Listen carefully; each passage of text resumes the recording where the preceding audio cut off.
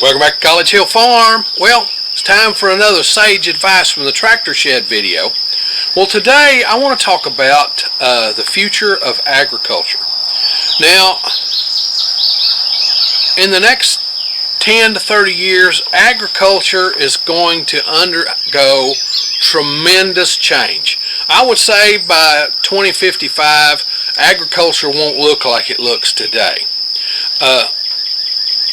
With our current political administration, a lot of folks want to see agriculture move back to that standard small agriculture instead of this conglomerated corporate agriculture that we see today.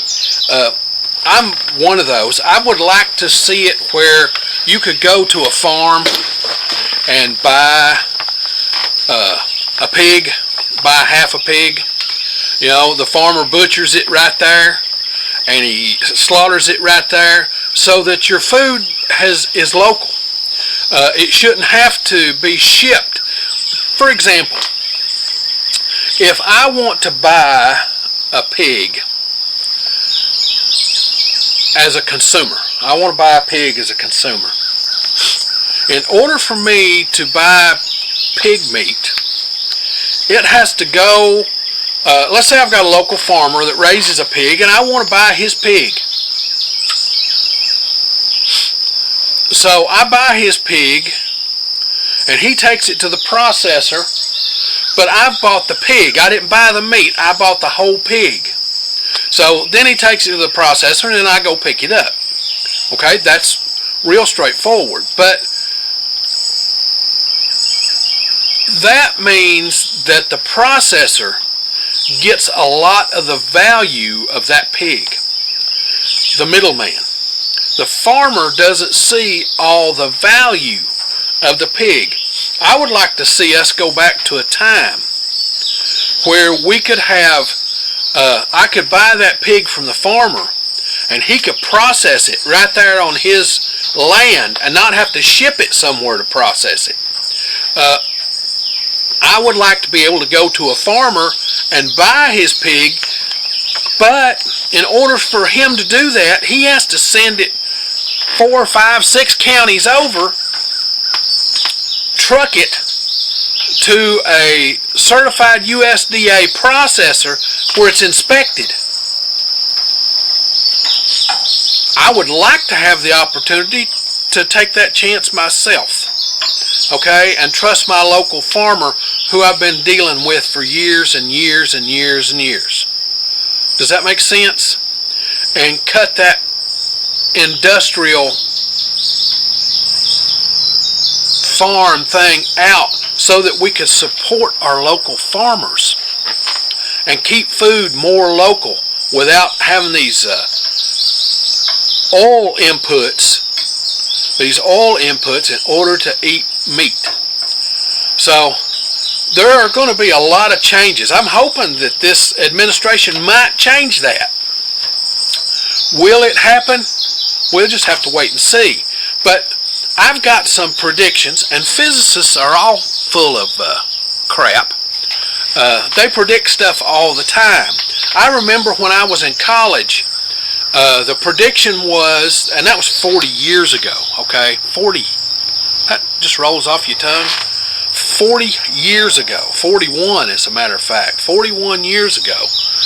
And they said that nuclear fusion as our energy source was only 30 years away. Nuclear fusion is still not our energy source. Some physicists say, well, it's 30 years away. They said in 1985 it's 30 years away.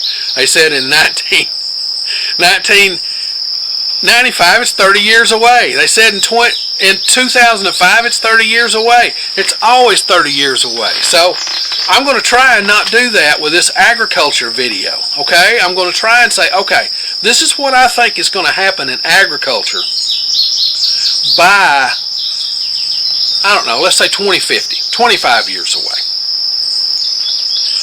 Okay, in the next 25 years, climate change is going to change the way farmers operate. There are going to have to be a lot of adaptations for farms. I assume if we continue on what we're doing, we're going to see the more desertification of the West. I think it's just going to be something that happens. Could I be wrong? Yeah, I've been wrong before. There ain't nothing new to being wrong. But this is just my opinion. And opinions are like buttholes. Everybody's got one.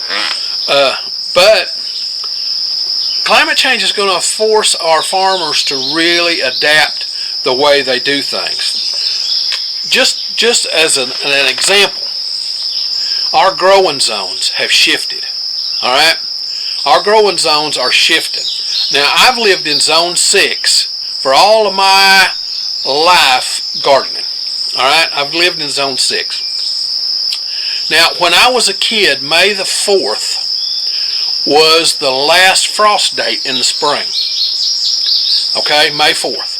So we pretty much, anything that was tender, we didn't plant into the garden until after May the 4th. Okay, we planted peas and broccoli and cabbage and cauliflower and things like that before the 4th because they're frost tolerant. But we didn't plant anything that the frost could get for May the 4th. Now, the first frost date, according to the USDA, is April the 15th. So, there's 15 days, 16, 17, 18, 19 days. Our first frost date is moved back an average of 19 days. That's huge. Now, our last frost date. Again, when I was a young man, the first frost date in the fall was October the 1st, or October the 3rd, maybe it was. October the 3rd was the average frost date for the first frost of the fall. Now it's November the 1st. So we have added basically a month to our growing season. A full month. So, yeah, climate change in the next 25 years is going to extend that even further. And it may cause it such that in July, August, and September, it may be too dry to grow anything anywhere. Okay? So it may change agriculture tremendously. Now, one of the big things that's going to change is precision agriculture. The tractor changed agriculture tremendously. As a matter of fact, the invention of the tractor probably created the Great Depression. The automation of farming. Well, we're going to see more of that. We're going to see AI and robot weeders and robot other things. And AI will be making decisions for farmers. Automatic decisions. So the farmer doesn't have to do everything. His field will be wired. Okay? But it won't be wired by wires. It will be by air, by satellite, by different things. Alright? They already can run their combine via GPS. Alright? And they don't have to be sitting in the seat, some of them. The GPS is within 10 centimeters of accuracy. So, yeah, they can get right on that row and stick with it all the way through the field. So it's one of those things that those are going to happen. Drones will be used to spot pesticides so that you're not putting as much pesticide. You only put it on the hot spots where the insects are worst. We'll only be applying water in those hot spots where it needs it the most. You know, there'll be soil sensors and all these sensors in the ground that say, okay, our area right here needs water. So it'll water that area automatically. Those kinds of things are going to happen. The information that the farmers will have, their computer or their AI that they're using will tell them, you know, corn, there's this much corn stored in warehouses around the country. Corn's not going to be as good a crop this year. Why don't we grow rye? Why don't we grow wheat? Why don't we grow oats? Why don't we grow this or that or whatever, because that's going to be a bigger cash crop this year than corn, or it's going to, rapeseed oil. It's going to be a bigger deal than corn. You see what I'm saying? So the AIs will determine, and I worry that it will determine fiscally what's best for the farmer. And farmers have to stay alive too. But what's fiscally best for the farmer is not always fiscally best for me and you. So those are things that we're going to see. Precision agriculture is going to be the wave of the future. Okay. By 2025, or by 2050, or 2055, 30 years from now, we're looking at a population of 10 billion people on this planet. 10 billion people. Can our current farm methods provide food for 10 million people? I don't know that it can. So what we're going to see is we're going to see a lot of genetic engineering. Okay, it's coming. A hybrid is not a genetically engineered crop. Now, you average farmers, you average homesteaders who are not planting 50, 100, 3,000 acres, okay, you are not going to be buying genetically modified crops. The crops that you go to, the squash and the cucumbers and the beans and the potatoes and the tomatoes and all that stuff that you go and you buy at the feed and seed, they are not genetically modified. Okay? They're not genetically modified. That's too expensive for that. Alright? It's too expensive to put in those little packets a genetically modified seed. So genetically modified seeds are something totally different. And we're going to see GMOs become more prevalent within the food chain. We're also going to see synthetic biology. I know. Lab-grown meats, dairy, eggs, those things are going to become more prevalent too. I know you don't agree with it. I don't agree with it. But we're going to have to feed 10 billion people. Just let that roll off your tongue. 10 billion people around the world. So, yeah, synthetic meat, synthetic eggs, synthetic dairy are all going to become fairly common. That's coming pretty quick, and it's going to reshape the way we eat again. And I don't know that that's for the better. I like the old way of eating without pesticides, without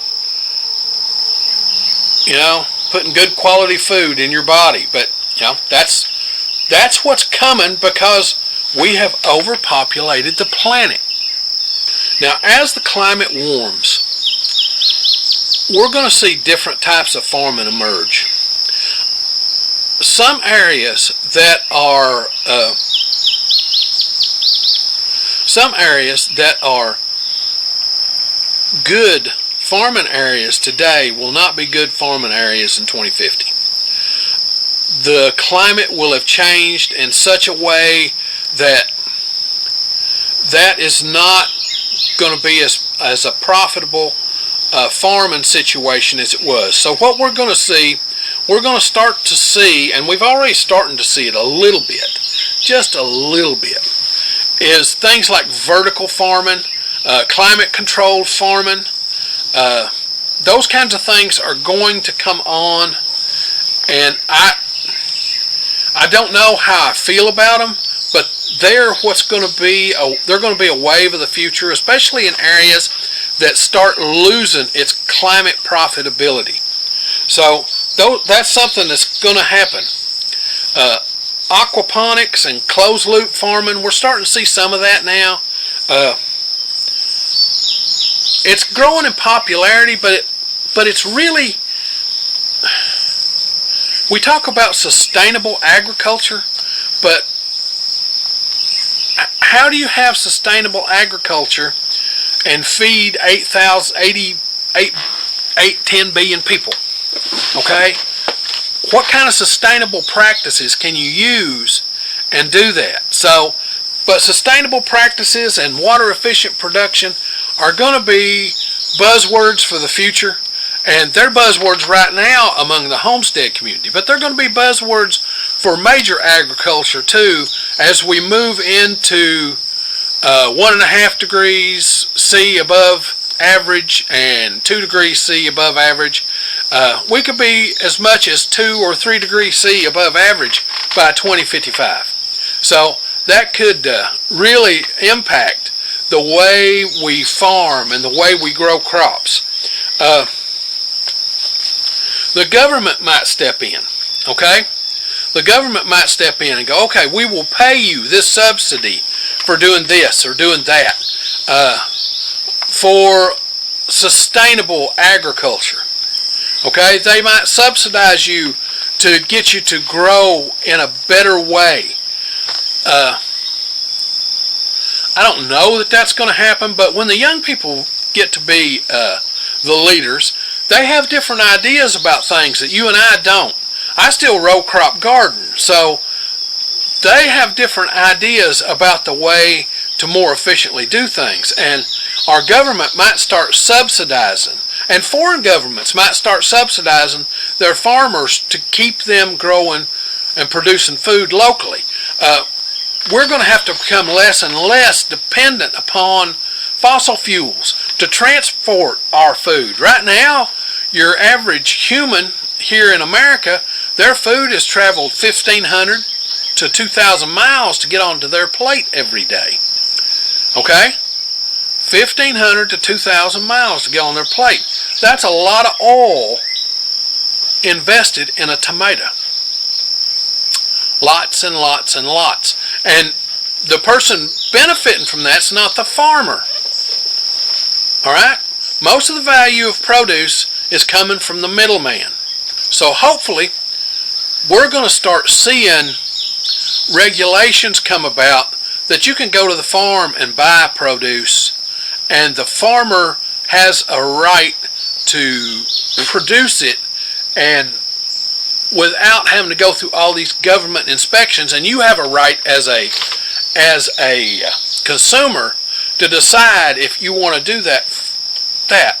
You know, do you want to pay that farmer for the produce and do away with the middleman? A lot of rich people are going to not like that. But, you know, that's what needs to happen. Now, what I hope for is supply chain reform. Right now, if I want to buy a steak, it has to come from 2 or 3 processors in the U.S. Or I can buy from a farmer who sent his stuff off to that processor in order to get it processed and get it back. And what that does is it makes it so that his meat price can't compete with the meat price of the USD inspected facility. We have a country that has USDA inspected facilities, and they're all owned by 3 or 4 corporations, and they control what's happening, and they control what the farmer can make, what the farmer can do, exactly how they raise their food, like chickens, for example. And I'm not calling out any specific thing. They've got a model that works for them fiscally, and that's what corporations do. They make money. They make money. That's their whole purpose, is to make money. So they say, we want you to raise the chicken this way. You have to use this feed. You have to use this. You have to use that. And the farmer's margins are really, really tight. And sometimes it's so hard on him, and his margins are so tight that he just can't make it and work for that, and the company buys him out. Okay, lots and lots of small farms are being bought out by large corporations. Bill Gates is the largest landowner, okay, in the country. Bill Gates Foundation, Bill Gates himself is the largest landowner in the country. So I think what we're going to see, in order for this digital world to work, I think what we're going to see is we're going to see farms that have a digital footprint, and they'll have a specific tag for their farm, and you can scan it. You can go to the grocery store, you scan it, and go, oh, that's that farm. They grow stuff organically, or they grow this way, or they grow that way, and I trust their food. I think you're going to see that. I think that's going to become a norm. I think we're going to see farmer platforms emerge that you order your food and it's delivered to your door. Okay? Does that make sense? I think we're going to see that more and more and more. I think we're going to see farmer platforms emerge, and you order your food and cutting out the middleman altogether, and it comes directly from farm to your door. That's going to be something that happens, and I hope it's a local thing. I hope local farmers have to have delivery drivers. Okay? They have to have delivery drivers because they're processing their food on their farm, delivering it locally. Yeah, that would be an awesome thing. Okay, what you're also going to see are consumer pressures. Farms are going to experience consumer pressure, and that's a good thing. Okay, that's going to be a good thing. We're going to see the rise of alternative proteins. Now, when my mother was a kid, there wasn't freezers. My mom was raised, her dad was killed when she was 4 years old in a gunfight in Everts. He wound up getting shot in the back, and he died over the course of 6 months. But back then there wasn't freezers. They canned their meat. They did things like that. This was in the 30s. They didn't even have electricity until I think it was the 50s before electricity came to that rural part of Appalachia. And so they canned meat. Well, they didn't eat a lot of meat. Okay, meat was something they had on Sundays. All right, so we're going to get back to that. I think you're going to see a rise in alternative proteins. Beans, for example. Beans are an excellent source of protein. And you're going to see that. Peanut butter, peanuts, those kinds of things are an alternative source of protein. Am I saying that people are going to go more vegan? No, that's not what I'm saying.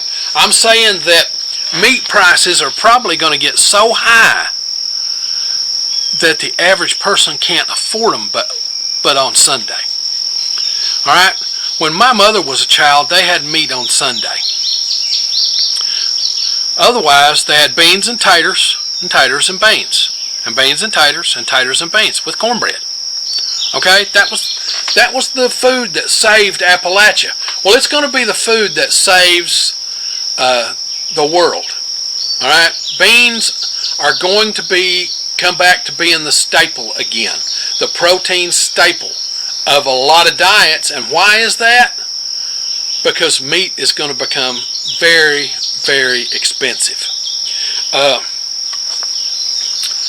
Our younger people are more aware. I did a video about young people and their climate awareness and their global awareness. They're more aware than yours and my generation. Way more. And Generation Z. They're way more aware, or Generation X. They're way more aware of things. And I think what you're going to see a rise in labeling of things like carbon neutral, regeneratively grown. Okay? They're going to use all the buzzwords. Water positive farming. And it'll influence purchasing decisions. And again, they'll have that little thing where they can snap it. And it will tell them where this produce was raised and on what farm.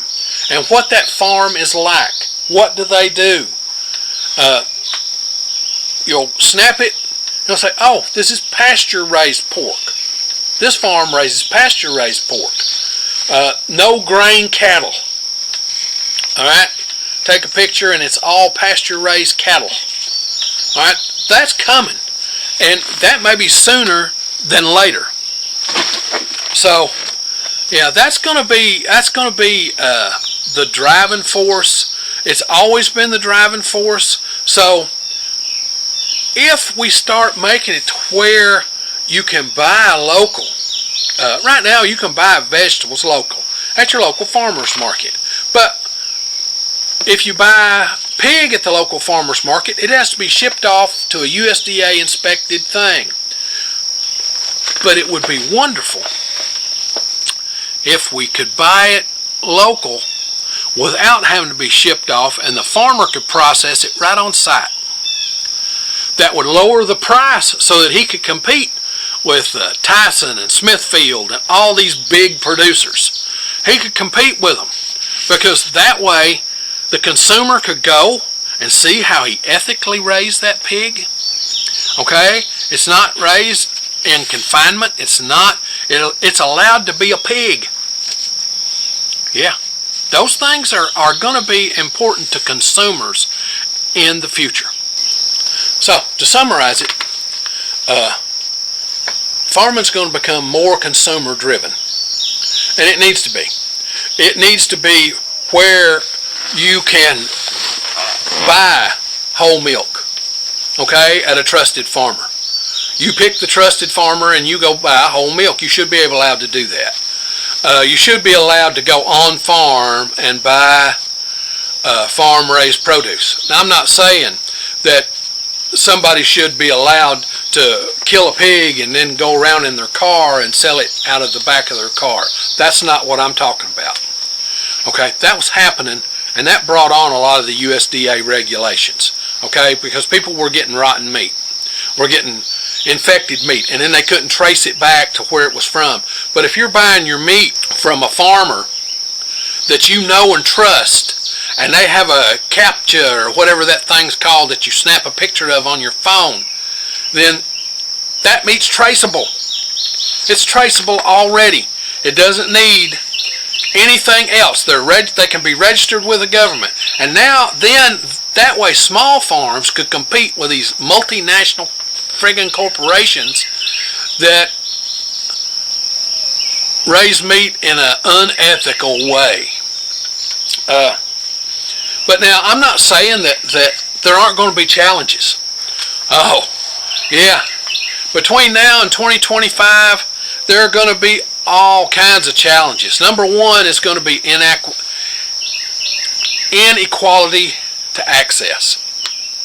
Inequality to the product. Let's say I live in a large city like Detroit. I live in downtown Detroit. In order to drive to a farm, I'd have to drive 2 or 3 hours to get out to a farm that's selling pigs, that's selling pork. Well, poor people don't have that luxury.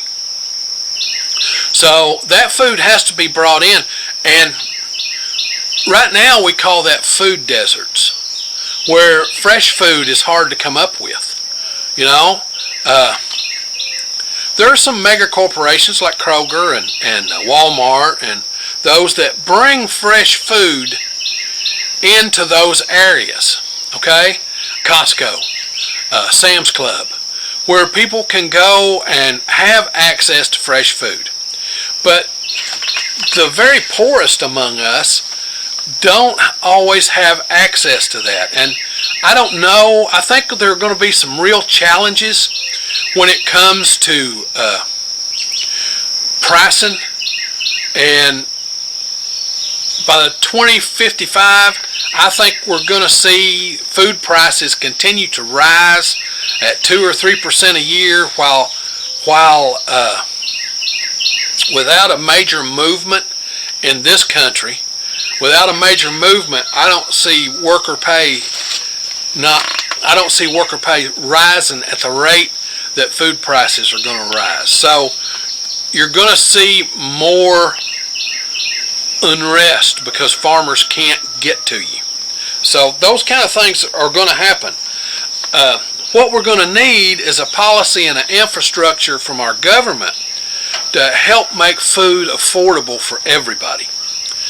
To help make farms make food affordable to everybody. It all hinges on the farmer. But large corporations have the money to influence what's going on in our government. They may not influence as much at the state level as they do at the national level. So hopefully we can move some of the things down to the state level that were stuck in the national level. I don't know that we're going to see that happen.